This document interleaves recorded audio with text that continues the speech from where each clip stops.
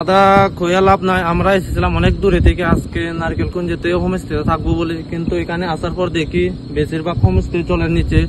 যেগুলি হোমস্টে গুলি আছে এটি অলরেডি বুকিং হয়েছে। এখন আমাদের থাকানোর জায়গা পাচ্ছি না। এখন আমরা কি করব এটা বুঝতে পারছি না। এখন কিটা করবো, আর বাড়ি যেতে হচ্ছে।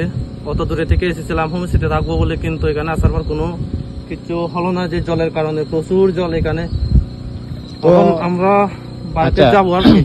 আপনারা কতজন এসেছেন?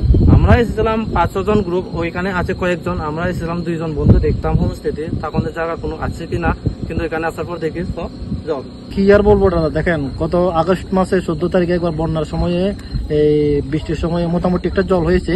এটা মোটামুটি কমানোর ফলে বানটা ছাড়ার পরে মোটামুটি কমে গেছে, মোটামুটি শুকিয়ে গেছে এই হোমস্টেতে জলগুলো। কিন্তু আরো গত 1-2 দিন 4-5 দিন আগে যে বৃষ্টির ফলে এই অবস্থা, বন্যার পুরা ক্ষতি হয়েছে। পুরা হোমস্টেতে কোনো ভাড়া দিতে পারছি না। শুধু আজকে তারা না, আরো এর আগেও মানে আজকে কয়েকটা পার্টি ঘুরে গেছে, আর এর আগের দিনও মানে প্রায় পার্টি এসে ঘুরে যাচ্ছে এখান থেকে এসে।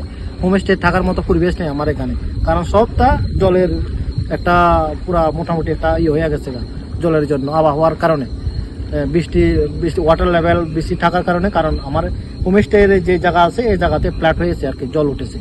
তো এটা আমি একটু মানে অনুরোধ রাখতে চাই রাজ্য সরকারের কাছে, এবং কি মাননীয় মুখ্যমন্ত্রীর কাছে, আর পর্যটন দপ্তরের কাছে, পর্যটন মিনিস্টারের কাছে, স্যারের কাছে।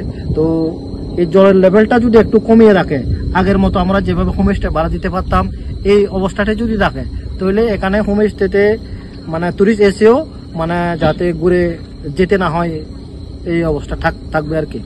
মানে যাতেই হয়, টুরিস্টারও সুবিধা হবে, আমাদেরও টুরিস্টরা এসে এখানে উপভোগ করতে পারবেন, থাকতে পারবেন। আচ্ছা, এখানে কি শুধু আপনার হোমস্টে জলের নিচে গিয়েছে নাকি আবার?